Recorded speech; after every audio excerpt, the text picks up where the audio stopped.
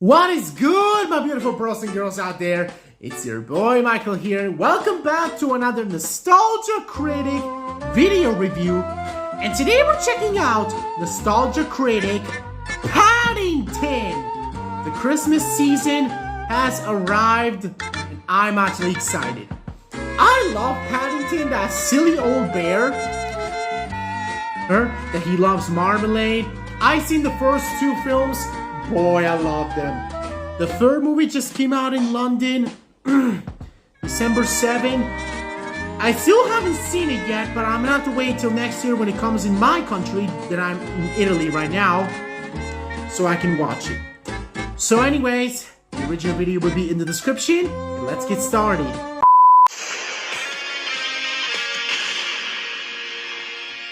Here we go. Hello, I'm the Nostalgia Critic guy. Remember it so you don't have to. Why? It's early December. This looks like a job for Christmas.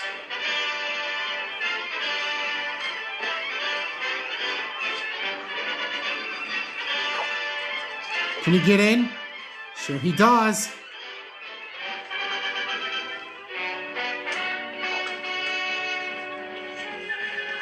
Closer.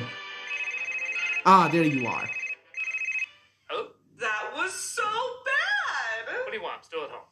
This is Paddington. Yup. Oh boy. At least 10 years ago in 2014, Paddington won over audiences everywhere despite, as we subtly put it before, not having the best advertising. It looked like it was going to be playing with fire if it was an origin story for Smokey the Bear. It looked awful. But thankfully, word of mouth and good reviews led to a lot of people loving it even years later. Now, it's not a big surprise in Britain, as the book was already pretty beloved, but in America, it was known enough. Honestly, I always confused him for Corduroy the Bear. That's crazy!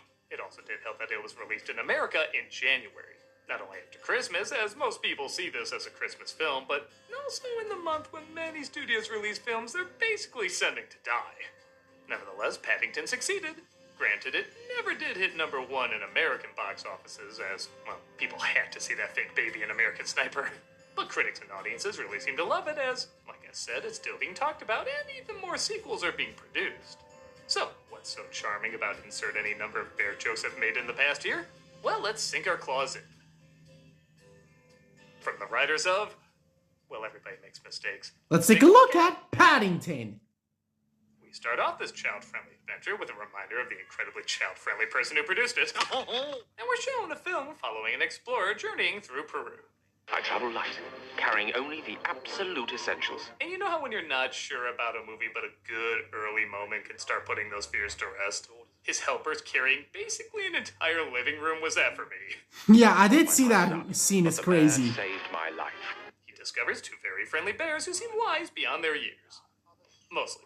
This is marmalade. We're gonna make parents hate this product due to so many kids demanding it after this movie. It'll almost match the Peggy That's Clownfish his genocide parents. from the Year of Nemo. And if you ever make it to London, you can be sure of a very warm welcome. Years later, after the explorer leaves, the bears look after their nephew, played by Dan Wishaw, who's as obsessed with marmalade as his folks are. Ah, yeah, I love that intro when he starts chaos. Going for 10 minutes. They construct a machine dedicated to making marmalade. However, an earthquake hits, and okay, which one has the trip vibe? Somebody always trips during a scene like this. Auntie it is! Yeah, but his father Trying passes. to help, but doesn't make it to the shelter in time. Aunt Lucy. Paddington. And yeah, he's What have dead. you done? Seeing how there's nothing left for them, his aunt sends him to London. As the explorers said, he will always be welcome there. Aren't you coming? I am too old. I will be safe in the home for retired bears. This movie's like the Country Bears if every joke was given just one more day to tune up. Kinda does. He says goodbye and makes his way to England. With his luggage full of marmalade, of course. One diabetes later. London. I will say the animation on Paddington goes back and forth between being passable for a kid's film and legit really believable. Yeah. Even when he doesn't look great, there's never a sense that anybody was half-assing it. They even animated him in this picture reflection. Nobody would be looking for that, but Oh, yeah, I didn't actually even notice does that feel like a part. labor of love. Personally, I enjoyed the Victorian wool experience. Sympathy seems to help until he stumbles across a family named the Browns. Keep your eyes down. There's some sort of bear over there, probably selling something. I am legit blown away by the bare world building this movie has. Like, you know how I said the opening joke calmed my fears about this film? That one line made me say, okay, this movie's gonna be really good. Good evening. No, thank you. The father, Henry, played by Yeah. Henry, wants to keep his distance, but his wife, Mary, played by Sally Hawkins, sees he's in need and decides to help him find a place to stay. Yeah. Be at home. I haven't quite worked out how to find one. I can't help but wonder if Mary and Paddington's colors are intentional, as they seem to have a strong bond instantly, and he often wears a red hat and blue coat, while she often wears a blue hat and red coat. Yeah, she kind of does that. Could be a coincidence, but They have the same thing. Hello. And yeah, I think everybody knows there's a lost and found sign in the background, but damn it, it's pretty adorable. Why don't we find you some help? Oh, yes, please. Henry is less than thrilled, but he does make chit-chat, even trying to learn how to speak bear. Like that. Right. That is extremely rude. That was 5 bear slurs, even worse than when Nicolas Cage did Bearface. Since his bear name is hard to pronounce, I decided to give him a different one. Perhaps you'd like to... Oh, yeah, that scene is so funny. How about Nigel Poppy Robbie Bobby Bottoms? Cumberbatch. Oh, look, Henry, it's perfect. Thank God this wasn't the station they stopped at. They take Paddington to his home, they pass by the author getting sloshed on his residuals, and they pull into Mr. Banks' house. Which makes sense, the voice actor for Paddington will be living there shortly. This is wonderful. Some of the film's great writing shines through when they try to figure out if they should give him to an orphanage, which scares their son as he thinks it's Arkham Asylum. It would be an institution for young souls whose parents have sadly passed on. I love it when writers figure out you can actually be more creative writing a movie for kids than a movie for adults a lot of the time. But of course, a lot of this wouldn't work if the directing and acting wasn't 100% dedicated. And everyone in here is treating this material as artfully as possible. What it is we have a guest for the night, a bear, and I just needed some extra cover for any Yes, a bear. The way he so casually keeps dropping the word bear should be studied by every Shakespearean theater. We partake in the teaser. Oh, yeah, that part with the bathroom make me laugh a lot. Especially when the bathroom fills up. Granted, this shot's pretty cool. Nice weather for the ducks. That's Oh. stupid. But it quickly makes up for it by showing what every family member is like by displaying them in a dollhouse. First thing tomorrow, that bear is out of here. This visual is breathtaking. Mr. Brown says that having a bear increases the chances of major disaster by 4,000%. Also, he believes there's a 20% chance he's in a Wes Anderson movie. Judy suffers from a serious condition called embarrassment. They set up arcs for every family member, which, okay, aren't the most original, but they do show the family has a clear identity that Paddington will no doubt help improve. Like how Henry obsesses over his son's safety after an accident. Last year, he built a pair of rocket boots. 3, 2, 1. We're introduced to Millicent, played by Nicole Kidman, partaking in an oldie but goodie joke with the mounted heads, and revealing she's obsessed with finding Paddington. That creature means a great deal to me. Is he endangered? He is now. There was originally a lot more of Kidman throwing knives. She even learned how to do so for the film, but too many kids said they were afraid of her. She's a villain! You're supposed to be afraid of her! I guess we can settle for the daggers from her eyes. Seems to have lived on nothing but marmalade. Did you say marmalade? So my thoughts on Kidman in this role are honestly the same I have about her in just about every role. Acting-wise, she's fine. I never really saw her as an amazing talent, but it's clear she's giving her all in everything she does. I just feel like she never goes big enough or subtle enough to leave a huge impact. And it's a strange in-between that gives perfectly fine but not phenomenal performances. But what she does have is a great look. Her face is naturally designed to be intense and interesting. And I think that makes up for any moments where the performance might be lacking a touch. I mean, she doesn't have to say a word, and I'm already laughing just seeing her in this movie. And you can tell that's 100% intentional. That is very intentional. I tracked him as far as Paddington Station, but then he disappeared. I'm sorry. She doesn't need to follow him. He already has the most delightful stalkers. Do they just have the same people in the opening carrying those instruments? Yeah, it does. Not every moment works. Like there's maybe one too many slow-mo shots. I kind of feel like Zack Snyder. But I love those slow-mo shots. They're very The cool. movie shines through when Jim Broadbent plays an antique store owner who might have some info on his hat and the explorer who gave it to him. Every morning it arrives at 11 o'clock, bringing salvation, just like a train that I took many years ago. I usually travel via wardrobe, but the train works too. My parents sent me all the way across Europe. There was a lot of trouble in my country. Trouble meaning way too adult to talk about in a kid's movie, but look, we're in the train now. Whee! But I soon learned a home is more than a roof over your head. Part of the charm is Paddington really does have a child's point of view. When he's told somebody traveled on a train, he sees him in the toy train. When he hears people talking in a house, he sees them in a toy house. He looks at playthings as real world, as we all did when we were children, and this film helps us reconnect with. Also, I don't know how they're doing it, but they are somehow... But then he chases the thief that stole wallets. Some kind of tiny police bear. And I thought their underage canine unit was out of control. Paddington thinks a mugger dropped his wallet, accidentally helping catch him, resulting in a headline that's both so clever and so terrible I love-hate it. Just as the antique store owner figures out a clue with the hat. It was made for a member of the Geographers Guild. They should be able to tell you who they made it for. Or my name isn't Ludwig van Drake.